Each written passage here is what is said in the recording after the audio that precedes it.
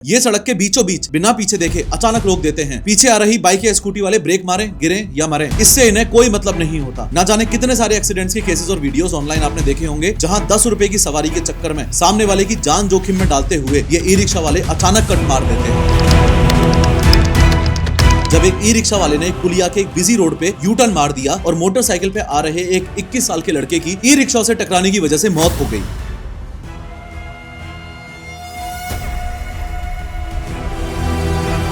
E rickshaw की capacity होती है सिर्फ 4 लोगों की, लेकिन स्कूल टाइम पर उसमें 10 से 12 बच्चे भेड़ बकरियों की तरह ठूस दिए जाते हैं। बच्चे सिर्फ सीट पर नहीं, ड्राइवर के बगल में, पीछे डंडे पर और आधे हवा में लटके होते हैं। हो सकता है अब आप में से कुछ लोग सोच रहे हो कि अरे प्रोफेसर, इतना तो चलता है, हम भी तो ऑटो में लटक लटक के आते थे। बात ये नहीं है। इस बात को समझो कि ई रिक्शा का सीन काफी अलग है। ई रिक्शा का स्ट्रक्चर काफी हल्का होता है। जब आप उसमें 10 बच्चे और उनके 5-5 किलो के बैग्स भर देते हो तो उसका बैलेंस बिगड़ जाता है। इस ओवरलोडिंग या ओवरक्राउडिंग की वजह से जो सेंटर ऑफ ग्रेविटी शिफ्ट होता है, उसमें इन स्कूल स्टूडेंट्स की सीवियर इंजरी या मौत सिर्फ तब तक दूर है जब तक ई रिक्शा का वो अनट्रेन्ड और इररिस्पॉन्सिबल ड्राइवर एक शार्प टर्न नहीं ले रहा या फिर कोई बड़ा गड्ढा नहीं आ जाता। जैसे ही ऐसा हुआ, ई रिक्शा इतना अनबैलेंस्ड व्हीकल है कि वो तुरंत ही पलट जाता है। लेकिन हर बार की तरह शुरू से शुरू करते हैं। इंडिया में ई रिक्शा की कहानी लगभग 30 साल पहले 1995 में शुरू हुई, जब डॉक्टर अनिल राजवंशी लखनऊ गए हुए थे। इंडिया का one of the highest civilian award Padma Shri मिल चुका है डॉक्टर अनिल राजवंशी को साल 2022 में, और ये 1981 से ही Nimkar agricultural research institute Maharashtra के डायरेक्टर भी हैं। इन्होंने अपने शहर लखनऊ में देखा कि कैसे दुबले पतले साइकिल रिक्शा वाले पसीने में लथपथ होकर सवारियां खींच रहे हैं। 21st सेंचुरी आने वाली है और आज भी इंसान को जानवर की तरह खींच रहा है। ये बड़ी ही इनह्यूमन प्रैक्टिस थी और टेक्नोलॉजी का यूज करके इन्होंने इसे बदलने की ठानी। लखनऊ से महाराष्ट्र वापस आते ही नारी इंस्टीट्यूट में इन्होंने तय किया कि वो इसका कुछ तो सॉल्यूशन निकालेंगे, और यहीं से साल 1995 में भारत में ई रिक्शा का पहला प्रोटोटाइप बनने की शुरुआत हुई। एग्जिस्टिंग साइकिल रिक्शा का जो मॉडल था, अपनी टीम के साथ मिलकर इन्होंने उसे मॉडिफाई करना शुरू किया, और शुरू से ही ये बात उनके दिमाग में एकदम क्लियर थी कि उन्हें 2 प्रॉब्लम से डील करना पड़ेगा। सबसे पहली प्रॉब्लम तो ये कि जो ई रिक्शा वो बनाएंगे उन्हें वो सस्ता रखना पड़ेगा, क्योंकि ये अमीर लोगों वाली चीज नहीं थी। और दूसरी प्रॉब्लम ये कि उन्हें उस ई रिक्शा के मॉडल को इंडियन सड़कों के लायक बनाना पड़ेगा। फिर अगले कुछ सालों में उन्होंने मोटर, बैटरी और चेसिस का इस्तेमाल करके एक ऐसा कॉम्बिनेशन बनाया जो 40 किलोमीटर पर आवर की स्पीड दे सके और लोड भी उठा सके। पूरे 5 सालों तक अलग अलग प्रोटोटाइप्स पे काम किया और फाइनली साल 2000 में जन्म हुआ एलेक्सा का। एलेक्सा इंडिया के पहले ई रिक्शा के रूप में ऑफिशियली दुनिया के सामने आया। एलेक्सा का मतलब था इलेक्ट्रिक रिक्शा। उन्होंने इसे इंटरनेशनल लेवल पर भी प्रेजेंट किया। अब एक तरफ डॉक्टर राजवंशी ने ये तो दिखा दिया कि इंडिया में भी सस्टेनेबल ट्रांसपोर्ट बन सकता है, और दूसरी तरफ अपने देश में प्रोडक्ट रेडी होने के बावजूद भी सिस्टम रेडी नहीं था। डॉक्टर राजवंशी ने कई कंपनीज और पॉलिटिशियंस को अप्रोच किया, पर प्रॉब्लम ये थी कि उस वक्त की लेड एसिड बैटरीज भारी थी और महंगी थी, प्लस सरकार की तरफ से कोई सब्सिडी भी नहीं थी, इसलिए कोई बड़ी कंपनी से मास प्रोड्यूस करने की हिम्मत ही नहीं जुटा पाई। एलेक्सा एक शानदार इन्वेंशन होने के बावजूद भी मास मार्केट में नहीं आ पाया। फिर काफी साल बीत गए और ई रिक्शा का आइडिया इंडिया में ठंडा पड़ गया। लेकिन साल 2012 आते आते दिल्ली में चाइनीज पार्ट्स वाले जुगाड़ू ई रिक्शास की बाढ़ सी आ गई। अगले 2 सालों में ई रिक्शास अनकंट्रोलेबली पूरे शहर में फैलने लगे और कोई रेगुलेशन नहीं था, इसलिए सेफ्टी स्टैंडर्ड्स नाम का शब्द ई रिक्शा की दुनिया में था ही नहीं। फिर 2014 में ये नौबत आ गई कि हाई कोर्ट ने सेफ्टी स्टैंडर्ड्स की वजह से ई रिक्शास को दिल्ली में बैन ही कर दिया। फिर इतने सालों बाद डॉक्टर अनिल राजवंशी पिक्चर में वापस आए, और जब सरकार और कोर्ट्स कंफ्यूज थे कि क्या करें, तब डॉक्टर अनिल राजवंशी ने गवर्नमेंट को समझाया कि टेक्नोलॉजी को बैन मत करो, उसे रेगुलेट करो। उन्होंने ही वो स्टैंडर्ड्स और गाइडलाइन सजेस्ट किए कि ई रिक्शा की स्पीड क्या होनी चाहिए, सेफ्टी फीचर्स क्या होने चाहिए, और इसे मोटर व्हीकल्स एक्ट में कैसे फिट किया जाए। टेक्नोलॉजी को बैन मत करो, उसे रेगुलेट करो। ये लाइन सुनने में सिंपल लगती है, पर रेगुलेट करने का मतलब सिर्फ एक नोटिस चिपकाना या 4 रूल बना देना नहीं है, जो हमारे नेता यूजुअली करते हैं। रेगुलेट का मतलब होता है एग्जीक्यूशन एंड इंप्लीमेंटेशन, परमिट का वर्क फ्लो, ट्रेनिंग कंप्लीशन का प्रूफ, व्हीकल फिटनेस के रिकॉर्ड्स, वायलेशन का रिकॉर्ड, और एग्जीक्यूशन तभी होता है जब सरकार के पास एक प्रॉपर वर्क फ्लो हो। ये कुछ वैसा ही है जैसे कंपनीज अपने ऑपरेशंस को रन करने के लिए उडू को यूज करती हैं। Workflow, approvals, documentation, reminders, reporting, सब एक ही प्लेटफॉर्म पे। मतलब रेगुलेशन पेपर पे नहीं, प्रोसेस में होता है, और प्रोसेस को रन करने के लिए चाहिए टूल्स, और ये टूल्स प्रोवाइड करता है उडू, जो कि बिजनेसेस का पूरा सेल्स प्रोसेस ऑटोमेट करता है, कस्टमर्स को रियल टाइम अपडेट्स देता है और हर ट्रांजैक्शन का ट्रांसपेरेंट रिकॉर्ड रखता है। बिजनेसेस में अकाउंटिंग एक बहुत इंपॉर्टेंट पार्ट होता है और काफी लोग उसके मैनेजमेंट में स्ट्रगल भी करते हैं, लेकिन उडू accounting is the solution for them. उडू अकाउंटिंग एक स्मार्ट सॉफ्टवेयर है जो आपके बिजनेस के सारे पैसे के रिकॉर्ड्स एक जगह ऑटोमेटिकली मैनेज करता है। जैसे ही आप सेल करते हो या इनवॉइस बनाते हो, उडू खुद से अकाउंटिंग एंट्री बना देता है। मतलब मैनुअल कैलकुलेशन कम, गलतियां और भी कम। इसमें इनवॉइसेस, बिल्स, एक्सपेंसेस, पेमेंट्स सब कुछ कनेक्टेड कनेक्टेड होता है। आप बैंक को उडू से लिंक कर सकते हो, जिससे बैंक ट्रांजैक्शंस खुद सॉफ्टवेयर में आ जाते हैं और मैचिंग हो जाती है। इसे कहते हैं बैंक रिकंसिलिएशन। टैक्स का भी टेंशन नहीं, उडू जीएसटी, वेट जैसे टैक्सेस ऑटोमेटिकली कैलकुलेट करता है और रिपोर्ट्स रेडी देता है। मंथ एंड या ईयर एंड पर आपको बस एक क्लिक में profit and loss, balance sheet और कैश फ्लो रिपोर्ट मिल जाती है। सिंपल शब्दों में उडू अकाउंटिंग आपके बिजनेस का डिजिटल अकाउंटेंट है, जो फास्ट है, एक्यूरेट है और आपको क्लियर पिक्चर देता है कि बिजनेस प्रॉफिट में है या लॉस में। उडू मॉडर्न बिजनेसेस की सबसे इंपॉर्टेंट नीड है। डिस्क्रिप्शन और पिन कमेंट में मैंने लिंक दे रखी है, अभी के अभी चेक करो। खैर, अब कानून तो बन गया, गाइडलाइंस भी आ गई और लगा कि सब कुछ सिस्टमैटिक हो जाएगा, लेकिन कागज के लिखे रूल्स और सड़क की रियलिटी में जमीन आसमान का फर्क निकला। डॉक्टर अनिल राजवंशी ने ई रिक्शाओं का फ्यूचर जो सोचा था, कहानी उससे एकदम अलग हो गई। आज 2025 आते आते वो ही ई रिक्शा जो डॉक्टर अनिल राजवंशी के हिसाब से एक सोल्यूशन होना चाहिए था, लोगों के लिए अब सर दर्द बन के रह गया है। पर जिस इंसान में थोड़ा भी दिमाग है, वो सबसे इंपॉर्टेंट सवाल अपने आप से यही पूछेगा कि ई रिक्शा तो एक नॉन लिविंग थिंग है, आखिर उस बेजान व्हीकल की गलती कैसे हो सकती है? पक्का प्रॉब्लम कुछ और ही है। इंडिया में ई रिक्शाओं ने रोड्स की जो ऐसी तैसी कर रखी है ना, इसके पीछे हाथ सिर्फ एक नॉन लिविंग थिंग का तो नहीं हो सकता। फिर थोड़ा और डीपली मैंने फिगर आउट किया तो मुझे समझ आया कि इंडिया में हो रहे ई रिक्शा केओस के पीछे मेनली 3 रीजंस हैं। सबसे पहला फैक्टर तो वो जो इस नॉन लिविंग थिंग को यानी कि ई रिक्शा को चला रहे हैं, दैट इज ड्राइवर्स। दूसरा और इंपॉर्टेंट फैक्टर वो जिसकी वजह से ये व्हीकल सेफ्टी और प्रोटेक्शन के नाम पर धब्बा है, यानी कि इसका डिजाइन। और तीसरा इंपॉर्टेंट फैक्टर वो जिसने ई रिक्शाओं को ऐसे ही खुलेआम सड़क पर भेड़ बकरियों की तरह चलने के लिए छोड़ दिया है, यानी कि सरकार। Maximum e rickshaw drivers untrained और इररिस्पॉन्सिबल हैं। वो अनट्रेन्ड और इररिस्पॉन्सिबल ड्राइवर्स एक डेंजरसली अनसेफ डब्बों के नीचे टायर लगा के उनको इंडियन रोड्स पे दौड़ा रहे हैं, जो कि बहुत इंपॉर्टेंट फैक्टर है। और उससे भी ज्यादा इंपॉर्टेंट फैक्टर ये है कि जो लोग देश में ये डिसाइड करेंगे कि किस शहर के किस एरिया में कितने ई रिक्शा मैक्सिमम अलाउड होने चाहिए, वो कभी ई रिक्शाओं से होने वाली दिक्कतों को एक्सपीरियंस कर ही नहीं पाते। क्योंकि वो सो कॉल्ड नेता या लॉ मेकर्स जब शहर में मूवमेंट करते हैं ना, तो उसे वीआईपी मूवमेंट बोला जाता है और उस समय पूरे शहर को रोक दिया जाता है। इसलिए इन्हें तो पता भी नहीं है कि एक आम आदमी को ई रिक्शा केओस से देश में कितनी ज्यादा प्रॉब्लम हो रही है। मेन प्रॉब्लम ये है कि सिर्फ 10 दिनों की नाम की ट्रेनिंग से जिन लोगों को ई रिक्शा ड्राइवर बना दिया जा रहा है ना, इन ड्राइवर्स की आंखें सड़क पर नहीं बल्कि कस्टमर्स पर होती हैं। ये ड्राइवर्स सवारी रिफ्लेक्स नाम की एक बहुत बड़ी प्रॉब्लम से जूझ रहे हैं। इनका एक सिंपल सा लॉजिक होता है, सवारी दिखी ब्रेक मारो, सवारी दिखी ब्रेक मारो। इन्हें इस बात से कोई फर्क पड़ता ही नहीं है कि ब्रेक मारते वक्त उस ई रिक्शा की लोकेशन सड़क पे कहां है। ये सड़क के बीचों बीच बिना पीछे देखे अचानक रोक देते हैं। पीछे आ रही बाइक या स्कूटी वाले ब्रेक मारे, गिरे या मरे, इससे इन्हें कोई मतलब नहीं होता। ना जाने कितने सारे एक्सीडेंट्स के केसेस और वीडियोस ऑनलाइन आपने देखे होंगे, जहां 10 रुपए की सवारी के चक्कर में सामने वाले की जान जोखिम में डालते हुए ये ई रिक्शा वाले अचानक कट मार देते हैं। 10 दिनों की ट्रेनिंग में इंसान गाड़ी चलाना तो फिर भी सीख ले,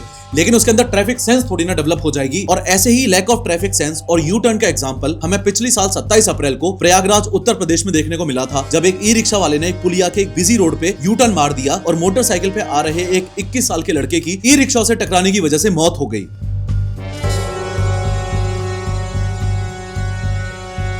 हुआ यह था कि दोपहर के 12:40 हो रहे थे और एक 21 साल का लड़का जो एक प्राइवेट कंपनी में जॉब करता था, वो अपने किसी काम से बाहर निकला था और वापस घर जा रहा था। यह घटना प्रयागराज के न्यू यमुना ब्रिज पे घटित हुई थी। ये एक बिजी रोड है और अक्सर यहाँ ट्रैफिक तेज चलता है। बाद में जब सीसीटीवी फुटेजेस मिली तो पता चला कि घटना ऐसे हुई कि एक ई रिक्शा आगे चल रहा था, अचानक बिना किसी सिग्नल के ड्राइवर ने बीच सड़क पर उसका ई रिक्शा रोक दिया और फिर थोड़ी देर बाद एकदम से यू टर्न लेने की कोशिश की। पीछे से बाइक पे आ रहे लड़के के लिए ये सब प्रेडिक्टेबल नहीं था, क्योंकि ई रिक्शा ने अचानक रास्ता काटा तो उसे संभलने का मौका ही नहीं मिला। लड़का अपना बैलेंस खो बैठा, उसकी बाइक सीधा जाके ई रिक्शा से टकराई, बाइक पलट गई, उस लड़के का सिर भी ई रिक्शा से टकराया और वो वहीं रोड पे बेहोश हो गया। जिसे सबसे पहले मदद करनी चाहिए थी, वो ई रिक्शा ड्राइवर मौके से फरार हो गया। उसने रुकने की कोशिश भी नहीं की, क्योंकि उसने जब यू टर्न लिया उससे पहले से ये बात उसे अच्छे से पता थी कि वो जो कर रहा है वो गलत है। अगर वो वहां रुका तो लोग उसमें मार लगाएंगे, इसलिए ही ई रिक्शा ड्राइवर वहां से फरार हो गया। वो तो आसपास के लोग थे जिन्होंने इंसानियत दिखाई, गाड़ी रोकी, उसे हॉस्पिटल लेके भागे, लेकिन डॉक्टर्स ने लड़के को डेड ऑन अराइवल घोषित कर दिया, क्योंकि चोटें इतनी गहरी थी कि वो बच ही नहीं पाया। फिर बाद में लड़के के पिता ने किदगंज पुलिस स्टेशन में एफआईआर दर्ज करवाई और तब जाके पुलिस ने उस ई रिक्शा ड्राइवर को ढूंढना शुरू किया। साफ पता चल रहा है कि इस हादसे की असली वजह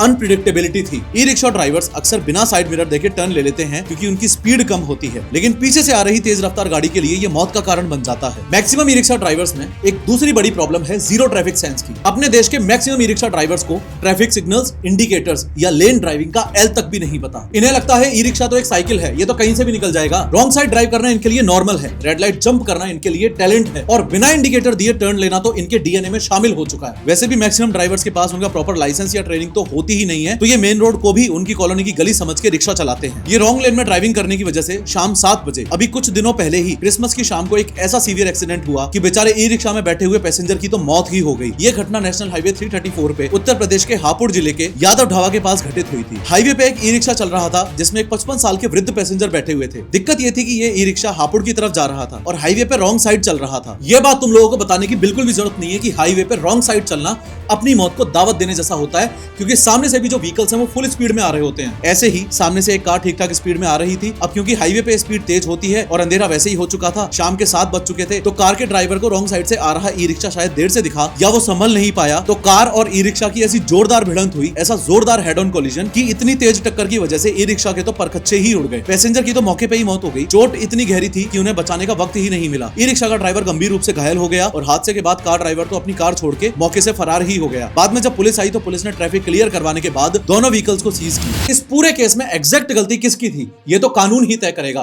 पर इस बात में कोई दौराई नहीं है कि ई रिक्शा ड्राइवर शायद 2-3 किलोमीटर बचाने के लिए रॉन्ग साइड गया होगा, पर इस चक्कर में एक बेचारे इनोसेंट पैसेंजर की मौत हो गई। ड्राइवर के साथ तीसरी मेजर प्रॉब्लम होती है ओवरलोडिंग के ओवरडोज की। कैपेसिटी 4 लोगों की होती है पर ये उसमें 8 ठूंस लेते हैं। 2 एक्स्ट्रा लोग ड्राइवर के बगल में आ जाते हैं, 2 लोग पीछे लटक रहे होते हैं। इससे पूरे ई रिक्शा का सेंटर ऑफ ग्रेविटी बिगड़ जाता है और क्योंकि ये गाड़ी हल्की होती है और टायर छोटे होते हैं तो थोड़ा सा शार्प टर्न लेते ही ये पलट जाता है। ऐसे काफी केसेस रिपोर्ट किए गए हैं जहां ओवरलोडेड ई रिक्शा पलटने से स्कूल के बच्चों और बुजुर्गों को या तो सीवियर इंजरीज हुई हैं या फिर कुछ केसेस में मौत तक हो गई है। ओवरलोडिंग की वजह से स्कूल के बच्चों की जान पे खतरा सबसे ज्यादा बना रहता है। द ट्रिब्यून की इस रिपोर्ट को देखो। दिल्ली में 150 से ज्यादा स्कूल्स की स्टडी की गई तो पता चला कि सिटी स्कूल्स के लगभग 60% बच्चों की जिंदगी कम्यूट करते वक्त रिस्क पे रहती है। इस रिपोर्ट में दिल्ली के टॉप स्कूल्स के बाहर का हाल बयान किया गया है। ई रिक्शा की कैपेसिटी होती है सिर्फ 4 लोगों की, लेकिन स्कूल टाइम पर उसमें 10 से 12 बच्चे भेड़ बकरियों की तरह ठूस दिए जाते हैं। बच्चे सिर्फ सीट पर नहीं, ड्राइवर के बगल में, पीछे डंडे पर और आधे हवा में लटके होते हैं। स्कूल बैग्स बाहर लटक रहे होते हैं। और बात सिर्फ ई रिक्शा की नहीं है, ई वैन्स, वो छोटी वाली बैटरी वैन्स का भी सेम ही हाल है। उनके दरवाजे तक बंद नहीं होते क्योंकि भीड़ इतनी ज्यादा भर जाती है अंदर तक। मोर इंपोर्टेंटली इसका सबसे बड़ा फैक्टर माना जाता है कॉस्ट फैक्टर। स्कूल बस की फीस 3000 से 5000 रुपए पर मंथ होती है। प्राइवेट कैब की फीस 2500 से 4000 रुपए पर मंथ होती है, पर ई रिक्शा वाला सिर्फ 800 से 1500 रुपए में ही पूरा महीना निकाल देता है। महीने भर में पेरेंट्स अपने बच्चों को हजारों रुपए का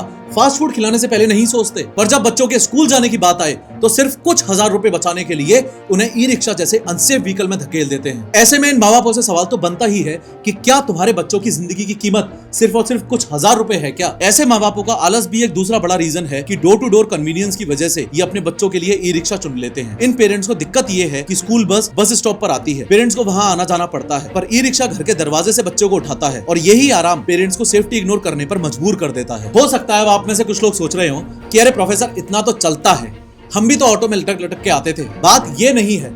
इस बात को समझो कि ई रिक्शा का सीन काफी अलग है। ई रिक्शा का स्ट्रक्चर काफी हल्का होता है। जब आप उसमें 10 बच्चे और उनके 5-5 किलो के बैग्स भर देते हो तो उसका बैलेंस बिगड़ जाता है। इस ओवरलोडिंग या ओवरक्राउडिंग की वजह से जो सेंटर ऑफ ग्रेविटी शिफ्ट होता है उसमें इन स्कूल स्टूडेंट्स की सीवियर इंजरी या मौत सिर्फ तब तक दूर है जब तक ई रिक्शा का वो अनट्रेन्ड और इररिस्पॉन्सिबल ड्राइवर एक शार्प टर्न नहीं ले रहा या फिर कोई बड़ा गड्ढा नहीं आ जाता। जैसे ही ऐसा हुआ, ई रिक्शा इतना अनबैलेंस्ड व्हीकल है कि वो तुरंत ही पलट जाता है। मंडावली के केसेस याद है ना? मंडावली और उसके आसपास के एरियाज जैसे जाफराबाद और पहाड़गंज में हाल ही में ऐसे दिल दहला देने वाले केसेस जो हमें रुककर सोचने पे मजबूर कर देते हैं कि ये ई रिक्शा की फैसिलिटी कितनी सेफ है। बात है पिछले साल अगस्त 2025 की जाफराबाद वाला केस। नॉर्थ ईस्ट दिल्ली के जाफराबाद में एक 8 साल की बच्ची की मौत हो गई। वो तीसरी क्लास में पढ़ती थी। ये एक घातक लापरवाही थी। वो अपनी माँ और छोटी बहन के साथ स्कूल जा रही थी और रास्ते में उनका ई रिक्शा अचानक पलट गया एंड सीधा उस बच्ची के ऊपर जा गिरा। बच्ची के सिर पर इतनी गंभीर चोट लगी कि उसकी जान चली गई। टाइम्स ऑफ इंडिया की इस रिपोर्ट की और गहराइयों में जाने में पता चलता है कि बच्ची के पिता के बयान के मुताबिक आमतौर पर वो खुद अपनी बेटियों को स्कूटर से स्कूल छोड़ते थे या फिर वो पैदल चली जाती थी, लेकिन उस खास दिन वो नहीं जा पाए और गणेश चतुर्थी की तैयारियों की वजह से उनकी पत्नी बच्चों को ई रिक्शा से ले जा रही थी और बस उसी दिन ये हादसा हो गया। इसमें 2 बातें और हैं जो बहुत गंभीर हैं। एक तो ये कि हादसे के तुरंत बाद ई रिक्शा ड्राइवर मौके से भाग गया और दूसरी बात ये कि पिता ने दावा किया कि जिस सड़क पर यह हादसा हुआ उस सड़क पर ई रिक्शा का चलना बैन है। इसके बावजूद भी वो ई रिक्शा वाला वहाँ धड़ल्ले से चल रहा था। तो ये सिर्फ हादसा नहीं लगता बल्कि ये लापरवाही की पूरी चेन है। अब दिक्कत की बात यह है कि ये कहानी यहीं खत्म नहीं होती। ये कोई अकेला अनफॉर्चुनेट स्ट्रीट एक्सीडेंट नहीं था, बल्कि इसके ठीक एक महीने बाद दिल्ली में सितंबर 2025 में पहाड़गंज में एक और ऐसा ही हादसा हुआ। सिर्फ एक महीने के अंदर ही इस दूसरे केस में 16 साल की एक स्कूल की छात्रा की मौत हो गई जब वो जिस ई रिक्शा में थी वो तेजी से पलट गया। इस हादसे में 3 और लोग घायल भी हुए। सिर्फ एक महीने के अंदर 2 बच्चियों की मौत, दोनों स्कूल जाते समय, और दोनों का ई रिक्शा पलटने से जान गंवाना। ये महज एक इत्तेफाक तो नहीं हो सकता। इनफैक्ट यही वो पैटर्न है जिस पे हमें ध्यान देने की जरूरत है, क्योंकि पहाड़गंज वाले मामले में भी ड्राइवर, जिसका नाम दिलीप था, वो कथित तौर पर रेड लाइट तोड़ के भाग रहा था और हादसा हो गया। उसे तो पकड़ के लोगों ने पुलिस के हवाले कर दिया। लेकिन सवाल वही है, एक जैसी घटनाएं इतने कम समय में होना ये दिखाता है कि ये प्रॉब्लम सिर्फ एक सिंगल ड्राइवर से जुड़ी हुई नहीं है, बल्कि ये प्रॉब्लम उससे कई गुना ज्यादा गहरी है। इसलिए लोगों का अगला सवाल ई रिक्शा की डिजाइन पर उठने लगता है। सवाल ये उठता है कि ये ई रिक्शा इतनी आसानी से पलट कैसे जाते हैं? क्या इकलौता रीजन सिर्फ और सिर्फ हाई स्पीड है, या फिर ई रिक्शा की डिजाइन में ही कोई फंडामेंटल फ्लॉ है? और जब आप इस प्रॉब्लम की तह तक जाओगे तब आपको समझ आएगा कि जो भी ई रिक्शा पलटता है असल में वो सेंटर ऑफ ग्रेविटी और ओवरलोडिंग का एक खतरनाक कॉम्बिनेशन होता है। अगर सेंटर ऑफ ग्रेविटी सुनने में थोड़ा टेक्निकल लग रहा है तो इसको आसान भाषा में ऐसे समझो कि ई रिक्शा का डिजाइन एक खड़ी हुई माचिस की डिब्बी जैसा है। माचिस की डिब्बी जब खड़ी होती है तो हल्का सा धक्का लगने पर भी वो गिर जाती है, यानी कि वो बहुत अनस्टेबल होती है। ऐसे ही अब ई रिक्शा के डिजाइन को देखो, इसके पहिए काफी छोटे और एक दूसरे के पास होते हैं, मतलब इसका बेस बहुत छोटा और संकरा होता है, और इसकी बॉडी यानी कि ऊपरी हिस्सा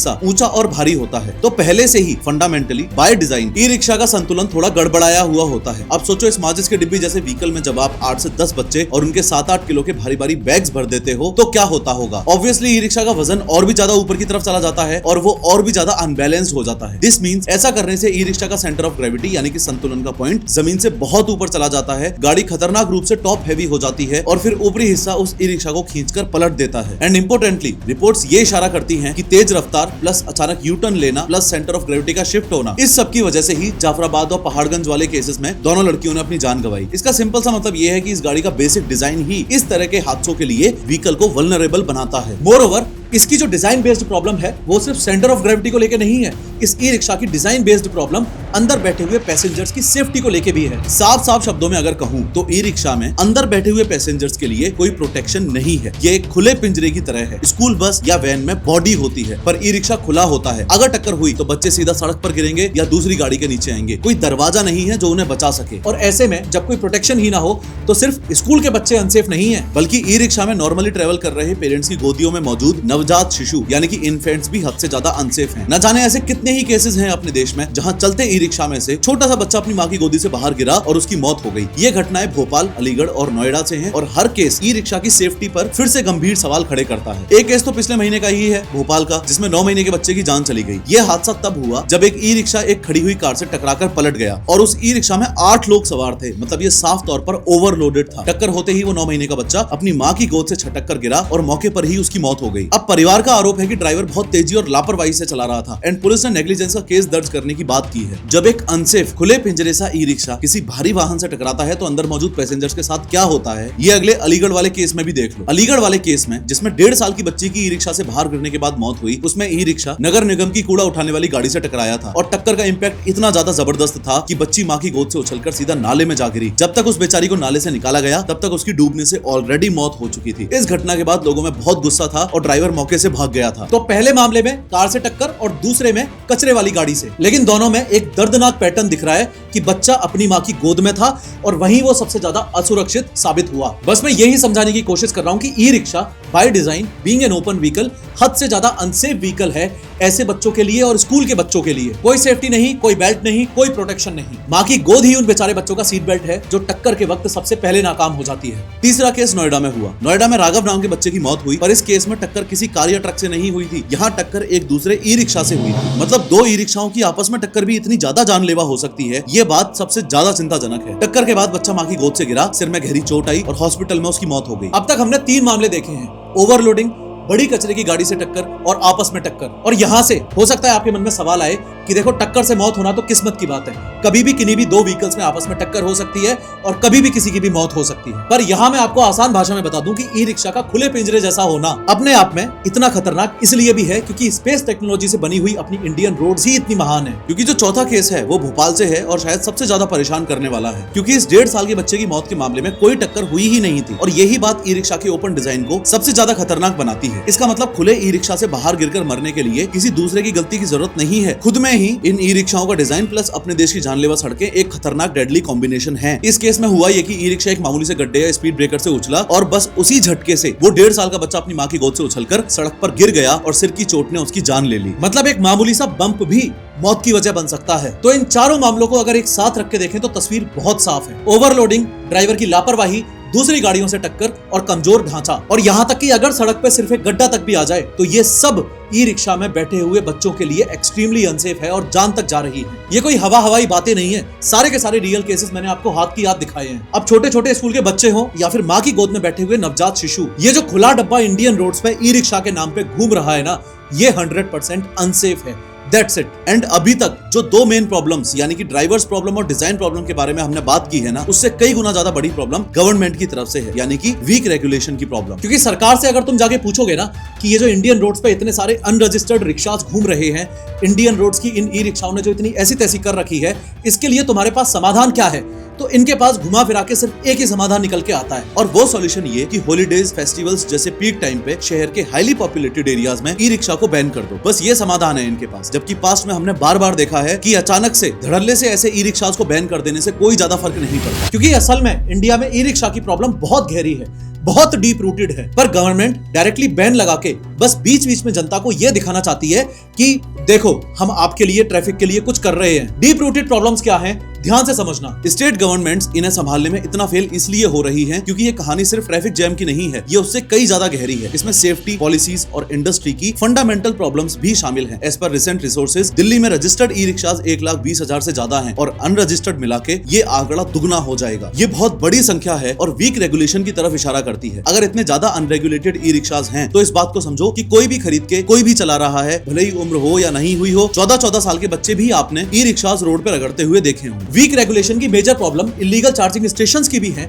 जिसकी वजह से आग लगने की घटनाएं एकदम नॉर्मल हो गई हैं। शादरा में ऐसी ही एक आग में 2 लोगों की जान चली गई। बात यह है कि ज्यादातर ड्राइवर्स प्रॉफिट बढ़ाने के लिए ओरिजिनल महंगी बैटरीज की जगह सस्ती लेड एसिड बैटरीज इस्तेमाल करते हैं, और ये सस्ती लेड एसिड बैटरीज ओवरचार्ज होने से फट सकती हैं, या इनमें से highly corrosive sulphuric acid leak हो सकता है। एक ड्राइवर ने बताया भी था, ओरिजिनल बैटरी 30,000 की है और कमाई दिन की 500 रुपए है, तो कैसे अफोर्ड कर पाएंगे, इसलिए वो सस्ती खतरनाक बैटरीज चुनते हैं। इसका मतलब ना ही तो क्वालिटी कंट्रोल है और ना ही सेफ चार्जिंग इंफ्रास्ट्रक्चर। अब चार्जिंग स्टेशंस में आग लगना तो एक बात हुई, पर कमजोर रेगुलेशंस का अगला एग्जांपल ये है कि दिल्ली में ई रिक्शाओं के द्वारा ट्रैफिक नियमों के उल्लंघन के मामले में सिर्फ एक साल में 47% की बढ़ोतरी हुई है। इस चौंकाने वाले नंबर का मतलब ये हुआ कि एनफोर्समेंट एजेंसीज या तो इन्हें नजरअंदाज कर रही हैं या फिर ये इतने ज्यादा हैं कि इन्हें मैनेज करना ही इम्पॉसिबल सा होता जा रहा है। और इनफैक्ट दोनों ही बातें सच हैं। ग्राउंड लेवल पर रेगुलेशन लगभग नॉन एग्जिस्टेंट ही है। एक और हैरान करने वाली बात यह है कि ये जो हजारों ई रिक्शा मैन्युफैक्चरर्स है ना, ये असल में मैन्युफैक्चरर्स हैं ही नहीं, ये सारे के सारे असेंबलर्स हैं। मतलब ये सब लेगो सेट की तरह चाइना से आए हुए इंपोर्टेड पुर्जे जोड़ जोड़कर बस तैयार कर देते हैं। ज्यादातर ई रिक्शास चाइना से आए सस्ते सीकेडी किट्स यानी कि कंप्लीटली नॉकडाउन किट्स या फिर लोकल मार्केट में मिले घटिया पार्ट्स को जोड़कर बनाए जाते हैं। और सबसे जरूरी हिस्से मोटर्स और कंट्रोलर्स भी लो क्वालिटी के होते हैं। 800 वॉट से 1.2 किलोवाट की मोटर पर जब 4 से ज्यादा सवारियां बैठती हैं तो व्हीकल की लाइफ 2 साल से ज्यादा नहीं चलती। ये भी समझो कि बैन करना भी सॉल्यूशन नहीं है, ये एक लेजी गवर्नेंस की निशानी है। हाल ही में जयपुर में कोशिश की गई थी, यहाँ मेरे शहर में वॉल्ड सिटी एरिया में ई रिक्शास पर बैन लगा दिए थे, लेकिन इससे ट्रैफिक केओस कम होने की बजाय और ज्यादा बढ़ गया। उनकी जगह ऑटो रिक्शास और प्राइवेट कार्स ने ले ली। नतीजा ये हुआ कि जौहरी बाजार, जहाँ पैदल चलने तक की जगह नहीं होती, वहाँ की एक पूरी लेन गाड़ियों की पार्किंग से भर गई। ई रिक्शास हटाने के चक्कर में वॉकिंग स्पेस ही खत्म कर दिया गया। इंपोर्टेंटली ये सिर्फ जयपुर का आइसोलेटेड केस नहीं था, श्रीनगर में भी कुछ ऐसा ही देखने को मिला। वहाँ जब कुछ मेजर रोड पर ई रिक्शास को बैन किया गया तो इससे उन गरीब कम्यूटर्स को सबसे ज्यादा परेशानी हुई जो सस्ते ट्रांसपोर्ट पर निर्भर थे, और ऑटो रिक्शा वालों ने इसका जम के फायदा उठाया। जैसे ई रिक्शा हटे तो ऑटो रिक्शा वालों ने मनमाने दाम वसूलना शुरू कर दिया। तो असल में ये पूरी की पूरी प्रॉब्लम एक ई रिक्शा की नहीं, एक अनऑर्गेनाइज्ड सेक्टर की है। स्टेट गवर्नमेंट्स इसलिए फेल हो रही हैं क्योंकि असल में ये उनकी नाकामी है एक अनऑर्गेनाइज्ड सेक्टर को एक फॉर्मल इकोनॉमी में लाने की। सरकारें सिम्टम्स जैसे कि ट्रैफिक और एक्सीडेंट्स पे फोकस कर रही हैं, लेकिन मेन बीमारी जैसे सब standard parts, lack of proper policy और कमजोर रेगुलेशंस पर ध्यान ही नहीं दे रही हैं। और ये बात बिल्कुल साफ है कि पॉलिसीज इसलिए फेल हो रही हैं क्योंकि वो जमीनी हकीकत को नजरअंदाज कर रही हैं। जब तक मैन्युफैक्चरिंग लेवल पर क्वालिटी कंट्रोल नहीं होगा और ड्राइवर्स के लिए अफोर्डेबल सेफ ऑप्शंस नहीं होंगे, तब तक सिर्फ बैन लगाने से कुछ नहीं बदलेगा। ये एक मल्टी लेवल फेलियर है जहां सेफ्टी, क्वालिटी और पॉलिसी तीनों को ही साइडलाइन कर दिया गया है। तो यहाँ सोचने वाली बात बात यह है कि ई रिक्शास को रेगुलेट करने के नाम पे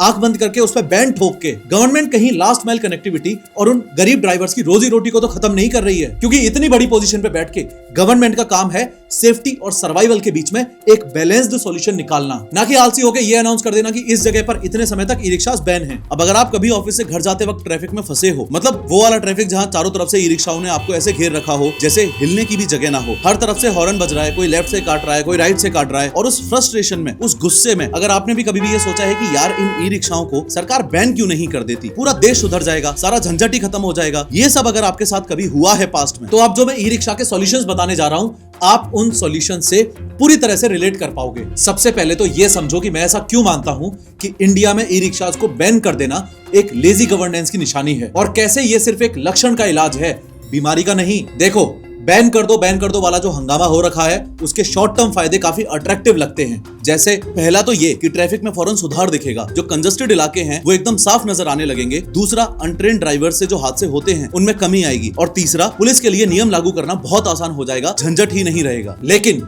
ये फायदे जितने सुनने में अच्छे लग रहे हैं, क्या असलियत में उतने ही अच्छे हैं? इस बात को समझो कि ये सारे के सारे फायदे इंडिया जैसी डेंसली पैक्ड और हाईली पॉपुलेटेड कंट्री के अंदर एक इल्यूजन की तरह है, एक भ्रम की तरह। इसे आप इल्यूजन ऑफ कंट्रोल भी कह सकते हो। मतलब आपको लगेगा कि आपने प्रॉब्लम पर काबू पा लिया है, पर असल में कुछ नहीं हुआ। आपने बस उस प्रॉब्लम को एक जगह से उठा के दूसरी जगह पर छुपा दिया है, क्योंकि असली कहानी शुरू होती है इसके लॉन्ग टर्म नुकसान से, जो कि इन छोटे मोटे फायदों से कई गुना बड़े हैं और काफी ज्यादा गंभीर भी हैं। बैन करने का सबसे पहला और सबसे बड़ा नुकसान है लाइवलीहुड डिस्ट्रक्शन, यानी कि रोजगार पर हमला। क्योंकि आप यहाँ कोई 100-200 लोगों की बात नहीं कर रहे हो, बल्कि पूरे लाखों ड्राइवर्स और उनके परिवार वालों की बात कर रहे हो। उनकी आमदनी का जरिया रातों रात खत्म हो जाएगा। इंडिया पहले से ही अनएम्प्लॉयमेंट से जूझ रहा है, और अगर सडन बैन लगा दिया तो ये एक बहुत बड़ा आर्थिक और सामाजिक संकट पैदा कर देगा। बैन करने में प्रॉब्लम ये है कि ये सब सरकार को पहले सोचना चाहिए था कि 3 टायरों के ऊपर ये अनसेफ डब्बा जो इंडियन रोड्स पे वायरस की तरह फैल रहा है, कभी ना कभी फ्यूचर में एक दिन ये प्रॉब्लम जरूर क्रिएट करेगा। मैं ये नहीं कह रहा कि अनरेगुलेटेड ई रिक्शास को बैन मत करो, पर सबको एक साथ बैन करना पॉसिबल नहीं है। लाखों ई रिक्शास जो देश में हैं, अगर बैन कर दिए गए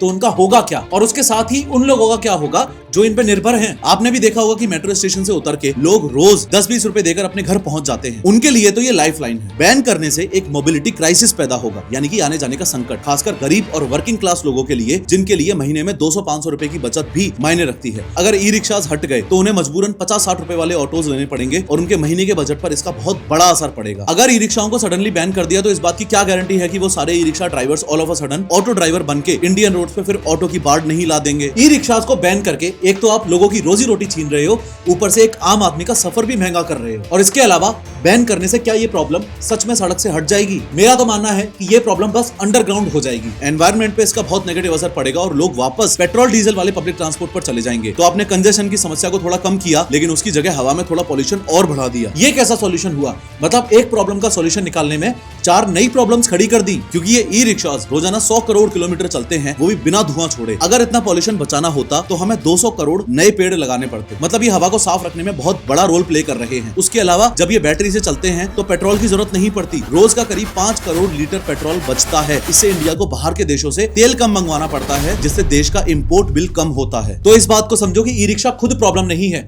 प्रॉब्लम उसके आसपास की सिस्टम की कमी में है। असली प्रॉब्लम रेगुलेटरी वॉइड की है, यानी कि नियम कानून के ढांचे की कमी की है, और ये एक सिस्टम डिजाइन फेलियर है। इसका मतलब गाड़ी में प्रॉब्लम नहीं है, प्रॉब्लम उस सिस्टम में है जिस सिस्टम में ये गाड़ी चल रही है। अगर आप इसको थोड़ा और बड़े पर्सपेक्टिव से देखो तो आपको भारत के शहरों में एक missing middleman in urban mobility दिखाई देगा। इसका मतलब है कि अमीर लोगों के लिए अपनी कार्स या फिर ओला उबर जैसी कैब्स हैं, और दूसरी तरफ बाकी जनता के लिए भीड़ से भरी बसेस। इन दोनों के बीच में एक बहुत बड़ी खाली जगह थी, सस्ती, आसानी से मिलने वाली और आखिरी कोने तक पहुंचाने वाली सवारी की। ई रिक्शास ने उस खाली जगह को भर दिया है बस। ये एक तरह का इनफॉर्मल इनोवेशन है, एक जुगाड़ है जो असली जरूरतों को पूरा करने के लिए अपने आप पैदा हुआ। तो ये सिर्फ एक सॉल्यूशन था जो बिना किसी नियम कायदे की वजह से एक प्रॉब्लम बन गया। ट्विटर पर बैठ के अगर कोई इंसान रैंडमली लिख दे कि पूरे देश में ई रिक्शास को बैन कर दो, इसका मतलब ये है कि पहली बात तो उस बंदे को प्रॉब्लम्स की गहरी समझ ही नहीं है, और दूसरी बात वो सिर्फ अपने पर्सपेक्टिव से सॉल्यूशन की ओर देख रहा है। जबकि असली सॉल्यूशन सिर्फ तब निकल सकता है जब आप देश के पर्सपेक्टिव से प्रॉब्लम की गहराई में जाके उस प्रॉब्लम को समझने की कोशिश करोगे। ये समझोगे कि अनलिमिटेड सप्लाई सबसे पहला रीजन है जिसकी वजह से ई रिक्शास अपने देश में इतने बेकाबू हो गए हैं। मतलब कितने भी ई रिक्शा सड़क पे आ सकते हैं, कोई रोक टोक, कोई लिमिट नहीं है। अगर गाड़ियां हर रोज रोज बढ़ती जा रही हैं, तो शहर की सड़कें थोड़ी ना एक्सपेंड हो रही हैं, सड़कें तो उतनी की उतनी है ना। आपको खुद को ऐसा लगता होगा जैसे हर हफ्ते सड़क पर 100 नए ई रिक्शाज आ जाते हैं। नो रूट डिसिप्लिन एक और इंपॉर्टेंट प्रॉब्लम है। ये तय ही नहीं है कि ई रिक्शा कहां चलाना है और कहां नहीं, स्पेशली लेन्स के केस में। सोचो ये एक लो स्पीड गाड़ी है जिसकी स्पीड मुश्किल से 25 किलोमीटर पर आवर है, लेकिन ये 60-70 किलोमीटर पर आवर की स्पीड से चलने वाली गाड़ियों के बीच चलती है। इससे ना सिर्फ ट्रैफिक धीमा होता है बल्कि भयानक एक्सीडेंट्स का खतरा भी बना रहता है। आपने खुद कितनी बार देखा होगा फ्लाईओवर पर बस और कार के बीच में ई रिक्शा जा रहा होता है। अजीब भी लगता है और डर भी लगता है। नो इंफ्रास्ट्रक्चर की प्रॉब्लम भी असल में उतनी ही बड़ी प्रॉब्लम है जितनी की बाकी की दो प्रॉब्लम्स। मतलब इनके लिए कोई अलग से स्टैंड नहीं है, कोई पार्किंग की जगह नहीं है, कोई सेफ चार्जिंग स्टेशंस नहीं है। इसलिए ये ई रिक्शाज मेट्रो स्टेशन के मेन गेट को या बस स्टैंड के सामने की जगह को ही अपना स्टैंड बना लेते हैं, जिससे पूरा ट्रैफिक रुक जाता है। बस और मेट्रो हमारे पब्लिक ट्रांसपोर्ट की बैकबोन है, यानी कि रीढ़ की हड्डी, और ई रिक्शा इस पब्लिक ट्रांसपोर्ट सिस्टम की एक नेक्स्ट इंपोर्टेंट लेयर है जो लोगों को उनके घर से, उनकी गली से इस बैकबोन तक जोड़ता है, लास्ट माइल कनेक्टिविटी। लेकिन अगर ये लेयर ही अनरेगुलेटेड हो तो पूरा सिस्टम क्रैश हो जाता है, और अभी हमारे शहरों में वो ही हो रहा है। तो अगर बैन करना गलत है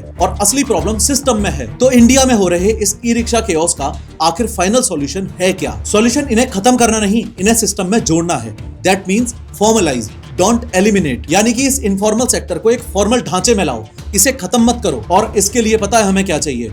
इसके लिए हमें वो चाहिए जो अपने देश में शायद कभी ना हो पाए। इसके लिए हमें बैन करने वाली लेजी गवर्नेंस की जगह रेगुलेट करने वाली इंटेलिजेंट गवर्नेंस चाहिए। और जिस देश के मैक्सिमम नेताओं का साइंटिफिक टेम्परामेंट और क्रिटिकल थिंकिंग में पहले से ही हाथ तंग हो, उस देश के नेताओं के लिए इंटेलिजेंट और गवर्नेंस, ये दोनों शब्द एक ही सेंटेंस में यूज करके तुम इंटेलिजेंट शब्द की कितनी बड़ी बेइज्जती कर रहे हो ये तुम अच्छे से जानते हो। क्योंकि आगे मैं जो तुम्हें सॉल्यूशंस बताने वाला हूं, वो सॉल्यूशंस सुन के तुम्हें ये तो समझ आ जाएगा कि हाँ यार, बैन करना तो सॉल्यूशन नहीं है, रेगुलेट करना सॉल्यूशन है। लेकिन साथ ही साथ तुम्हारे दिमाग में ये भी बात चलेगी कि यार अपने देश के नेताओं से ये ना हो पाई। तो देखो, पहला बड़ा सॉल्यूशन है कंट्रोल एंड कैटेगराइज, यानी कि सबसे पहले इन पे कंट्रोल एस्टेब्लिश करना पड़ेगा और इनकी एक अलग पहचान बनानी पड़ेगी। यानी कि सबसे पहले ई रिक्शास के लिए कानून में एक अलग कैटेगरी बनानी पड़ेगी, ELMV, यानी कि इलेक्ट्रिक लास्ट माइल व्हीकल। इस कैटेगरी में कुछ चीजें मैंडेटरी करनी होंगी, जैसे गाड़ियों के सेफ्टी स्टैंडर्ड्स, लाइट्स ठीक हो, ब्रेक्स ढंग से काम कर रहे हो, स्पीड गवर्नर्स लगे होने चाहिए जो 25 किलोमीटर पर आवर से ज्यादा की स्पीड ना जाने दें, और मोस्ट इंपोर्टेंट, हर सिटी के लिए एक साइंटिफिक कैपेसिटी लगानी होगी। इस साइंटिफिक कैप का मतलब है कि शहर की पॉपुलेशन, सड़कों की चौड़ाई और ट्रैफिक के बोझ का साइंटिफिक एनालिसिस करके ये डिसाइड करना होगा कि उस पर्टिकुलर सिटी में कितने ई रिक्शा की जरूरत है और कितने चल सकते हैं। मान लो दिल्ली के लिए ये नंबर 50,000 डिसाइड होता है, तो सिर्फ 50,000 परमिट्स ही जारी किए जाएंगे। ऐसा नहीं है कि कोई भी कभी भी एक नया ई रिक्शा रैंडमली सड़क पे ले आया, जैसा कि आज के दिन होता है। चाइना से माल उठाया, असेंबल करवाया और अंडर एज बच्चों को नौकरी देने के नाम पे ई रिक्शा चिपका दिया। आई कैन बेट कि सिर्फ इस सप्लाई को कंट्रोल करने से 50% से ज्यादा केओस अपने आप ही हल हो जाएगा। क्योंकि आज के दिन दुगने से भी ज्यादा ई रिक्शा सड़कों पे ऐसे मनमर्जी से दौड़ाए जा रहे हैं जो रेगुलेटेड ही नहीं है। इन शॉर्ट, सिर्फ गाड़ियों की गिनती फिक्स कर देने से आधा काम हो सकता है। अब दूसरा सॉल्यूशन है जोनिंग एंड इंफ्रास्ट्रक्चर। इसका मतलब इनकी जगह फिक्स करो और उनके लिए सुविधाएं बनाओ। इसमें जीपीएस टैग का इस्तेमाल करके किसी भी एक सिटी की रोड्स को अलग अलग जोन्स में बांटा जाए, जो ई रिक्शाओं का असली इलाका होता है। फॉर एग्जांपल, कॉलोनी की सड़कों से मेट्रो स्टेशन तक आने जाने के रास्ते, ये इनका जोन है। लेकिन इसके लिए इंफ्रास्ट्रक्चर भी चाहिए होगा। सिर्फ जोन बना देने से कुछ नहीं होने वाला। पॉइंट ये है कि आप सिर्फ रूल्स बनाकर छोड़ नहीं सकते, आपको इंफ्रास्ट्रक्चर पहले बनाना होगा। फॉर एग्जाम्पल, मेट्रो स्टेशन से 50 मीटर दूर डेडिकेटेड ई रिक्शास बेस बनाने होंगे, जहां वो सवारियों को उतार और चढ़ा सकें। इससे वो स्टेशन के गेट पर भीड़ नहीं लगाएंगे। इसके साथ ही बैटरी स्वैपिंग स्टेशंस का एक पूरा नेटवर्क बनाना होगा, ताकि वो घरों में अनसेफ तरीकों से चार्जिंग ना करें। यहाँ तक आपको ये समझ आ रहा है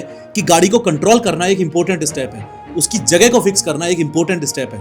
पर ड्राइवर का क्या? ड्राइवर को कैसे सुधारा जाए? क्योंकि जो लोग देश में ई रिक्शास की अपफ्रंट बैन की डिमांड कर रहे हैं ना, वो ये सोच रहे हैं कि जैसे ही देश में ई रिक्शा बैन होगा ना, वैसे ही ड्राइवर भी बैन हो जाएंगे, ड्राइवर भी जाके अपने घरों पे बैठ जाएंगे। लेकिन ऐसा नहीं होने वाला। ध्यान रहे, बीइंग ड्राइवर ही उनकी एकमात्र स्किल है, और अगर उन्हें ढंग से ट्रेन नहीं किया गया तो वो ई रिक्शास को बैन करने के बाद किसी और व्हीकल को पकड़ लेंगे और उसको रगड़ना शुरू कर देंगे। इसलिए तीसरा और मोस्ट इंपोर्टेंट सॉल्यूशन ये है कि हमें ड्राइवर प्रोफेशनलिज्म पे बहुत फोकस्ड होकर ध्यान देना पड़ेगा। यानी कि ड्राइवर को एक साधारण ड्राइवर से एक प्रोफेशनल, जिम्मेदार नागरिक की सोच देनी पड़ेगी। ये सुनने में बहुत अच्छा सा लग रहा होगा, पर ग्राउंड रियलिटी में अप्लाई करना उतना ही मुश्किल है, लेकिन जरूरी भी तो है। क्योंकि सिर्फ यूनिफॉर्म और बैज देने से जमीनी हकीकत थोड़े ना बदल जाएगी। सिर्फ यूनिफॉर्म से कुछ नहीं होगा, इसके पीछे पूरा एक प्रोसेस है। सबसे पहले तो 7 से 10 दिन की एडिशनल ट्रेनिंग सभी ई रिक्शा ड्राइवर्स के लिए मैंडेटरी करनी पड़ेगी। इस ट्रेनिंग में ट्रैफिक के रूल्स, ई रिक्शा में बैठे हुए पैसेंजर्स की सेफ्टी और सॉफ्ट स्किल्स, यानी कि लोगों से कैसे बात करनी है, ये सब सिखाया जाए। मजाक सा लग रहा है ना सुनने में कि ये अनपढ़ गंवार ई रिक्शा ड्राइवर जो लोगों को गालियां देते हुए चलते हैं, ये लोगों से अच्छे से बात करेंगे क्या? पर ध्यान रहे, इसके अलावा तुम्हारे पास कोई रास्ता भी नहीं है। और अगर आप रिवॉर्ड रखोगे तो e rickshaw driver at least training के दौरान ये सारी चीजें सीखेगा। ग्राउंड पे कितना इंप्लीमेंट करे कितना नहीं, ये बाद की बात है। रिवॉर्ड जैसे कि ये 7 से 10 दिन की एडिशनल ट्रेनिंग सक्सेसफुली कंप्लीट करने के बाद ही उन्हें एक स्पेशल लाइसेंस दिया जाए। अब आती है यूनिफॉर्म और QR कोड वाले बैच की बात। ध्यान रहे, डिग्निटी ब्रिंग्स डिसिप्लिन। जब आप किसी को एक पहचान देते हो, एक इज्जत देते हो, तो वो बंदा खुद भी एक जिम्मेदारी से काम करता है। ये बेसिक साइकोलॉजी है और ये बात आम जिंदगी में भी लागू होती है। अब ठीक है, आपने ई रिक्शास को लेकर रूल्स बना दिए, ट्रेनिंग दे दी, लेकिन इस पूरे इकोसिस्टम को, इस सब कुछ को लागू कौन करेगा? ई रिक्शा ड्राइवर्स के हाथों रूल्स का तोड़ना एक आम बात है। आप चाहे कितनी भी ट्रेनिंग दे दो, फिर भी ये लोग रूल्स तो तोड़ेंगे ही तोड़ेंगे। और यहीं से हम चौथे और मोस्ट इंपोर्टेंट सॉल्यूशन पे आते हैं, टेक बेस्ड रीइंफोर्समेंट, यानी कि रूल्स को लागू करवाने के लिए टेक्नोलॉजी का इस्तेमाल। आप सिर्फ ट्रैफिक पुलिस पर निर्भर नहीं रह सकते, टेक का यूज करना पड़ेगा, जैसे कि पूरे शहर में हर जगह स्मार्ट कैमरास लगाना और उसके थ्रू ट्रैफिक को मॉनिटर करना। अरे प्रोफेसर, आपका दिमाग घूम गया है क्या? पूरे शहर में CCTV कैमरास, क्या बात कर रहे हो? इतना पैसा कहां से आएगा सरकार के पास? मैं जानता हूं तुम्हारा ये सवाल सही है, पर तुम्हारा यह सवाल सिर्फ तब तक ही सही है जब तक एक अगला बड़ा करप्शन नहीं पकड़ा जा रहा। इस वीडियो को देखने के कुछ हफ्तों में आपके सामने फिर से कोई ना कोई ऐसी न्यूज आएगी कि इस नेता के पास 200 करोड़ पकड़े गए, या फिर ये IAS या पुलिस वाला 100 करोड़ की रिश्वत लेता हुआ पकड़ा गया। अब तो नॉर्मल हो गया है ना अपने देश में, हर हफ्ते कोई ना कोई ऐसी न्यूज आई जाती है। तब तुम लोगों को दोबारा समझ आएगा कि यार इतना पैसा है तो सही सरकार के पास कि अपनी सिटीज और ट्रैफिक को कैमरा से मॉनिटर किया जा सके। और तब ही तुम्हें यह भी समझ आएगा कि दिक्कत पैसे की नहीं, दिक्कत नियत की है। खैर, कैमरा से भी आगे बढ़ के सरकार हर ई रिक्शा पर एक QR कोड या फिर एक RFID टैग लगा सकती है। हर ई रिक्शा को GPS से ट्रैक किया जाए, ताकि अगर कोई ई रिक्शा ड्राइवर अपने ग्रीन जोन से निकलकर रेड जोन, फॉर इंस्टेंस जैसे फ्लाईओवर पर जाता है, तो सिस्टम उसे ऑटोमेटिकली डिटेक्ट करके उसके फोन पर चालान भेज देगा। यानी कि मैं ये कहना चाह रहा हूँ कि पुलिस की जगह एल्गोरिदम काम करे। ये पीक टाइम है कि हम इस बात को अच्छे से समझें कि अपने देश में ट्रैफिक को मैनेज करने के लिए इंसानी दखलंदाजी कम करनी चाहिए, ताकि रिश्वतखोरी भी कम हो सके। इससे लॉ एनफोर्समेंट 24 घंटे बिना किसी भेदभाव के होगा। 100 बात की एक बात यह है कि अल्टीमेट सॉल्यूशन कोई एक बटन दबा के बैन कर देने जैसा आसान नहीं है। ये रूल्स, ट्रेनिंग, इंफ्रास्ट्रक्चर और टेक्नोलॉजी का एक मिला जुला, सोचा समझा प्रोसेस है। इस पूरे केओस को एक ऐसे सिस्टम में कन्वर्ट करने के बारे में है जो काम भी करे और सेफ भी हो। इंडिया अभी वेस्टर्न कंट्रीज से इंफ्रास्ट्रक्चर के मामले में ग्राउंड लेवल पे अभी काफी पीछे है। किसी साफ सुथरे देश के सारे सॉल्यूशंस अपने देश में एज इट इज लागू नहीं हो सकते। सॉल्यूशन ये नहीं होता कि दुबई में ई रिक्शा नहीं है, अमेरिका में ई रिक्शा नहीं है, तो इंडिया में भी ई रिक्शा बैन कर दो। इंडिया के सॉल्यूशन इंडिया के हिसाब से निकालने पड़ेंगे। इंडिया के सॉल्यूशंस यहाँ के गरीब और बेरोजगार लोगों के हिसाब से निकालने पड़ेंगे। व्हाट आई मीन इज, सवाल ये नहीं है कि बैन करें या ना करें, ये सवाल ही अपने आप में गलत है। असली सवाल ये है कि हम इस ग्रास रूट इनोवेशन को, इस जमीनी जुगाड़ को अपने फॉर्मल ट्रांसपोर्ट सिस्टम में समझदारी से कैसे इंटीग्रेट कर सकते हैं, बस ये फिगर आउट करना है हमें। फिर से याद दिला दूं, अपने बिजनेस में उडू का अकाउंटिंग सॉफ्टवेयर अभी इनकॉर्पोरेट करो। लिंक पर क्लिक करके, it's in the description below. खैर, इस वीडियो पे क्लिक करके समझो कि हॉस्पिटल नेग्लिजेंस की वजह से इंडिया में आम आदमी की जान कैसे जा रही है।